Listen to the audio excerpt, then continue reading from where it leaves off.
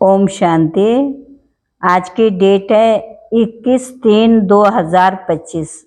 आज का सार है, मीठे बच्चे, तुम्हें अपने योग बल से सारी सृष्टि को पावन बनाना है। तुम योग बल से ही माया पर जीत पाकर जगत जीत बन सकते हो। आज का प्रश्न है, बाप का पार्ट क्या है? उस पार्ट को तुम बच्चों ने किस आधार पर जाना है? उस पार्ट को तुम बच्चों ने किस आधार से जाना है? बाबा ने कहा, बाप का पार्ट है सबके दुख हर कर सुख देना, रावण की जंजीरों से छुड़ाना। जब बाप आते हैं तो भक्ति की रात पूरी होती है। बाप तुम्हें स्वयं अपना और अपनी जायदाद का परिचय देते हैं। तुम एक बाप को जानने से सब कुछ जान जाते हो। गीत तुम ही हो माता, तुम ही हो पिता, तुम ही हो बंधु सखा। ओम शांति। बच्चों ने ओम शांति का अर्थ समझा है, बाप ने समझाया है। हम आत्मा ड्रामा में किसका पार्ट है? आत्मा शरीर धारण कर पार्ट बजाती है। तो बच्चों को अब आत्म अभिमानी बना रहे हैं। क्या बना रहे हैं? आत्म अभिमानी। इतना समय दे अभिमानी थे, अब आपने को आत्मा समझ बाप को याद करना है। हमारा बाप आया हुआ है ड्रामा प्लान अनुसार। बाप आते भी हैं रात्रि में। कब आते हैं? उसकी तिथि तारीख कोई नहीं। तिथि तारीख उनकी होती है जो लौकिक जन्म लेते हैं। ये तो है परलौकिक बाप, इनका दिव्य जन्म है।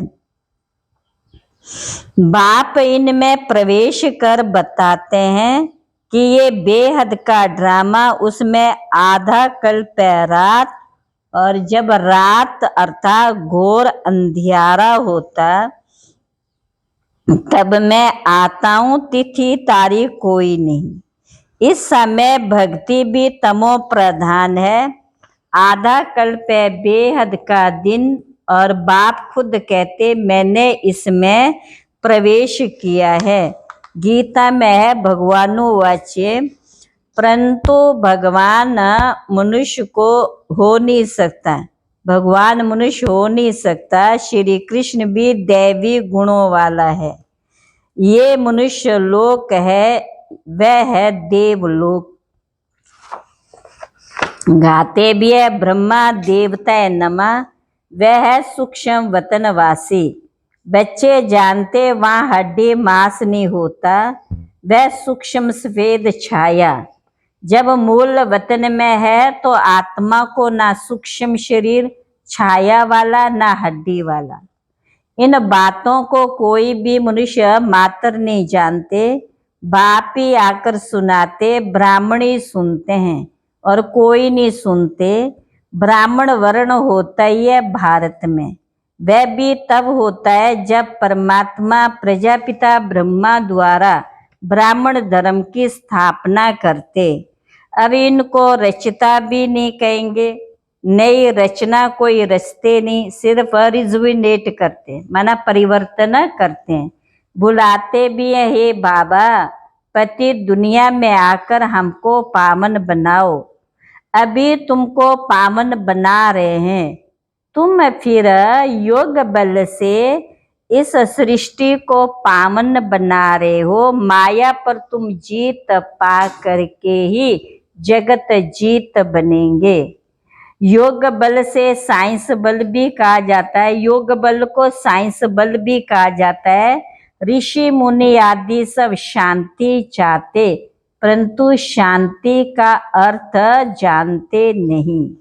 या तो जरूर पाड़ बजाना है ना। शांति धाम है स्वीट साइलेंस होम। तुम आत्माओं को अब ये मालूम है कि हमारा घर शांति धाम है। यहाँ हम पाड़ बजाने आए हैं, बाप को भी बुलाते हैं। भक्ति है रात, ज्ञान है दिन। रात मुर्दाबाद होता है, ज्ञान जिंदाबाद होता है। ये खेल है सुख और दुख का। तुम जानते हो पहले हम स्वर्ग में थे, फिर उतरते उतरते आकर नीचे हेल में पड़े हैं। कलयुग सब खलास होगा, फिर सतयुग कब आएगा ये कोई नहीं जानते।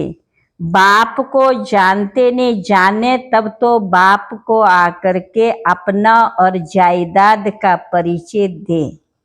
वर्षा बाप से मिलता है, माँ से नहीं। इनको मम्मा भी कहते हैं, माना ब्रह्मा बाबा को मम्मा भी कहते, परंतु इनसे वर्षा नहीं मिलता। इनको याद भी नहीं करना। ब्रह्मा विष्णु शंकर भी शिव के बच्चे हैं, ये भी कोई नहीं जानते हैं। बाकी सब है उनकी रचना। अब तुम बच्चों को बाप कहते, मुझे याद करो तो तुम्हारे विक्रम विनाश होंगे। मनुष्य बाप को नहीं जानते तो किसको याद करें। भक्ति और ज्ञान दोनों में सबसे श्रेष्ठ है कर्म, दान करना है। भक्ति मार्ग में ईश्वर अर्थ दान करते हैं, किस लिए? कोई कामना तो जरूर रखनी है। वाल्मीकि के समझते हैं जैसा कर्म करेंगे वैसा फल दूसरे जन्म में पाएंगे। दानी को पुण्य आत्मा कहा जाता, भारत को महादानी कहा जाता है। भारत में जितना दान होता है उतना और कोई खंड में नहीं होता है। बाप भी आकर बच्चों को दान करते, बच्चे फिर बाप को दान करते, कहते बाबा आप आएंगे तो हम अपना तन मन धन सब आपके हवाले कर देंगे। बाबा हमें ज्ञान धन दान करते और उसके बदले हम बच्चे फिर क्या जो भी दे दे के संबंध जो भी है सब दान करते। बाप बिगर हमारा कोई नहीं। मुझे कहते हेवनली गॉड फादर। बाप कहते बच्चे बाबा सब कुछ आपका है। भक्ति मार्ग में भी कहते थे बाबा ये सब कुछ आपका दिया हुआ है। फिर वह चला जाता है तो दुखी हो जाते हैं। वह भक्ति मार्ग का अल्पकाल का सुख। बाप समझाते भक्ति मार्ग में तुम मुझे दान पुण्य करते हो इनडायरेक्ट, उसका फल तो तुमको मिलता रहता। अब इस समय मैं तुमको कर्म अकर्म विक्रम का राज बैठ समझाता हूँ। भक्ति मार्ग में तुम जैसे कर्म करते हो उसका अल्पकाल का सुख भी मेरे द्वारा ही तुमको मिलता है। आत्मा कहती है ना फलाना स्वर्ग पधारा, परंतु तमो प्रधान होने के कारण उनको कुछ पता नहीं पड़ता कि भक्ति क्या है, स्वर्ग क्या है, नरक क्या है। बेअद का बाप कहते तुम सब कितने तमो प्रधान बन गए। अब ये है संगम युग। इस एक ही संगम युग का गायन है। आधा कल्प देवताओं का राज्य चलता, फिर वह राज्य कहाँ चला जाता है, कौन जीत लेते ये भी किसी को पता नहीं। रावण जीत लेता है। उन्होंने फिर देवताओं और असुरों की लड़ाई बैठ दिखाई। अब बाप समझाते 5 विकारों रूपी रावण से हारते, फिर जीत भी पाते रावण पर। तुम तो पूज्य थे, फिर पुजारी पतित बन जाते हो। ये तुम्हारा दुश्मन होने के कारण तुम सदैव जलाते आए हो। माया जीत जगत जीत, ये रावण सबसे पुराना दुश्मन है। अभी श्रीमत से तुम इन 5 विकारों पर जीत पाते हैं। रावण भी कम शक्तिवान नहीं है। बाप सर्वशक्तिवान है तो रावण भी कम शक्तिवान नहीं है, परंतु वह दुख देता है इसलिए गाय नहीं है। रावण है बहुत दुष्टर, तुम्हारी राजाई छीन लेता है। अभी तुम समझ गए हो हम कैसे हारते, कैसे जीत पाते। आत्मा चाहती भी हमको शांति चाहिए। भक्त भगवान को याद करते, परंतु पत्थर बुद्धि होने के कारण समझते नहीं है। मुझे अपनी कर्म इंद्रियां तो है नहीं। सूक्ष्म वतन में भी कर्म इंद्रियां हैं। चलते फिरते जैसे मूवी बाइस्कोप होता है, ये मूवी टॉकी बाइस्कोप निकले हैं तो बाप को भी समझाने में भी सहज होता। उन्हों का है बहुबल, तुम्हारा है योग बल। वह 2 भाई भी अगर आपस में मिल जाएं तो विश्व पर राज्य पा सकेंगे, परंतु अभी तो फूट पड़ी हुई है। तुम बच्चों को साइलेंस का शुद्ध घमंड रहना चाहिए। तुम मन मना भव के आधार से साइलेंस द्वारा जगत जीत बन जाते हो। वह साइंस घमंडी, तुम हो साइलेंस घमंडी। अपने को आत्मा समझ बाप को याद करो। या से तुम सतो प्रधान बन जाओ। बहुत सहज उपाय। तुम्हारा जो भी कलयुगी कर्म बंधन है, बाप कहते उनको भूल जाओ। सब देखते हुए भी उनसे ममता मिटा दो। ये बात बच्चों को ही समझाते। जो बाप को जानते नहीं वह तो इस भाषा को भी समझ ना सके। बाप आकर मनुष्य देवता बनाते। देवता होते हैं सत्ययुग में। मैं तो डिग्रेड होता नहीं हूँ। तुम कहते हो हम पामन थे, फिर डिग्रेड हो, फिर पतित बने। अब बाप आकर के पामन बनाओ तो हम अपने घर में जाएं। ये स्पिरिचुअल नॉलेज अविनाशी ज्ञान रत्नों का है ना, ये है नई नॉलेज। अभी तुमको नॉलेज सिखाता हूँ। रचिता और रचना के आदि मध्य अंत का राज बताता हूँ। अभी तुम बच्चे अपना सब कुछ बाप हवाले करते हो। बाप फिर स्वर्ग के बादशाह 21 जन्मों के लिए तुम्हारे हवाले करे। लेन देन तो होती है ना। बाप तुमको 21 जन्म के लिए राज्य भाग्य देते। 21 जन्म 21 पीढ़ी गाए जाते हैं ना। 21 जन्म पूरी है लाइफ चलती। बीच में कभी शरीर छूट नहीं सकता। अकाले मृत्यु नहीं होती। तुम अमर बन और अमरपुरी के मालिक बन जाए। तुमको कभी शरीर छूट नहीं सकता।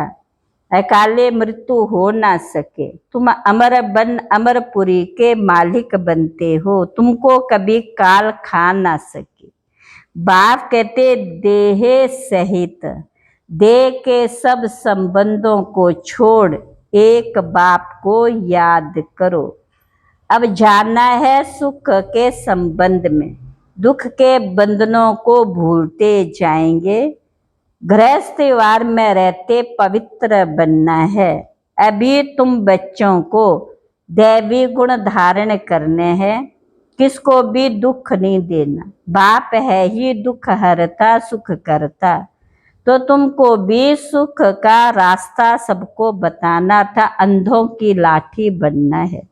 अभी बाप ने तुम्हें तुम्हारा ज्ञान का तीसरा नेत्र खोला है। सुख का रास्ता सबको बताना है। तुम जानते बाप कैसे पाड़ बजाते। अभी बाप जो तुमको पढ़ा रहे हैं, फिर ये पढ़ाई प्रायलोप हो जाएगी। देवताओं में ये नॉलेज रहती नहीं है। जो बाबा भी सुनाते हैं, देवताओं में ये नॉलेज नहीं रहती। तुम ब्रह्मा मुख वंशावली ब्राह्मण ही रचता और रचना के ज्ञान को जानते और कोई जान नहीं सकते। तो भावनिका वहाँ ज्ञान की दरकार नहीं रहती, क्योंकि वहाँ है ही सदगति। अभी तुम सब कुछ बाप को दान देते हो, फिर बाप तुमको 21 जन्मों के लिए सब कुछ दे देते हैं। ऐसा दान कभी होता नहीं। बाबा ये सब कुछ आपका है, आप ही हमारे सब कुछ है। तामे माता पिता पार तो बजाते हैं ना, बच्चों को एडॉप्ट भी करते, फिर खुद ही पढ़ाते, फिर खुद ही गुरु बन सबको ले जाते। कहते तुम मुझे याद करो तो पावन बन जाएंगे, फिर तुमको साथ ले जाऊंगा। ये यज्ञ रचा हुआ है, ये शिव ज्ञान यज्ञ, इसमें तुम तन मन धन सब स्वाहा कर देते हो। खुशी से सब अर्पण हो जाता है, बाकी आत्मा रह जाती। बाबा बस अब हम आपकी श्रीमत पर चलेंगे। बाप कहते गृहस्थ व्यवहार में रहते, पवित्र बनना। 60 वर्ष की आयु जब होती है तो वानप्रस्थ अवस्था में जाने की तैयारी करते हैं, परंतु वह कोई वापस जाने के लिए थोड़ी ही तैयारी करते हैं। अभी तुम सतगुरु का मंत्र लेते हो, मन मना भव। भगवानोवाच तुम मुझे याद करो तो तुम्हारे विक्रम विनाश हो जाएंगे। सबको कहो आप सबकी वानप्रस्थ अवस्था है, शिव बाबा को याद करो, अब घर जाना है। अच्छा मीठे मीठे सिकिल बच्चों प्रति मात पिता बाप दादा का याद प्यार गुड मॉर्निंग। रूहानी बाप की रूहानी बच्चों को नमस्ते। हम रूहानी बच्चों की रूहानी बाप दादा को नमस्ते नमस्ते नमस्ते। धारणा के लिए मुख्य सार, कलयुगी सर्व कर्म बंधनों को बुद्धि से भूल 5 विकारों का दान कर आत्मा को सतो प्रधान बनाना है। एक ही साइलेंस के शुद्ध घमंड में रहना है। दूसरा, इस रुद्र यज्ञ में खुशी से अपना तन मन धन सब अर्पण कर सफल करना है। इस समय सब कुछ बाप हवाले कर 21 जन्मों की बादशाही बाप से ले लेनी है। 21 जन्मों की बादशाही बाप से ले लेनी है। आज का वरदान है, रोब के अंश का भी त्याग करने वाले, रोब के अंश का भी त्याग करने वाले सौमानधारी पुण्य आत्मा भव। सौमानधारी बच्चे सभी को मान देने वाले दाता होते। दाता अर्थात रहम दिल। उनमें कभी किसी भी आत्मा के प्रति संकल्प मात्र भी रोब नहीं रहता। ये ऐसा क्यों, ऐसा नहीं करना चाहिए, होना नहीं चाहिए। ज्ञान ये कहता है क्या? ये भी सूक्ष्म रोब का अंश है। लेकिन सौमानधारी पुण्य आत्मा गिरे हुए को उठाएगी, सहयोगी बनाएगी। वह कभी ये संकल्प भी नहीं कर सकती, ये तो अपने कर्मों का फल भोग रहे, करेंगे तो जरूर पाएंगे, इन्हें गिरना ही चाहिए। ऐसे संकल्प आप बच्चों के नहीं हो सकते। आज का स्लोगन है, संतुष्टता और प्रसन्नता की विशेषता ही उड़ती कला का अनुभव कराती है। आज का अव्यक्त इशारा है, सत्यता की शक्ति की निशानी है निर्भयता।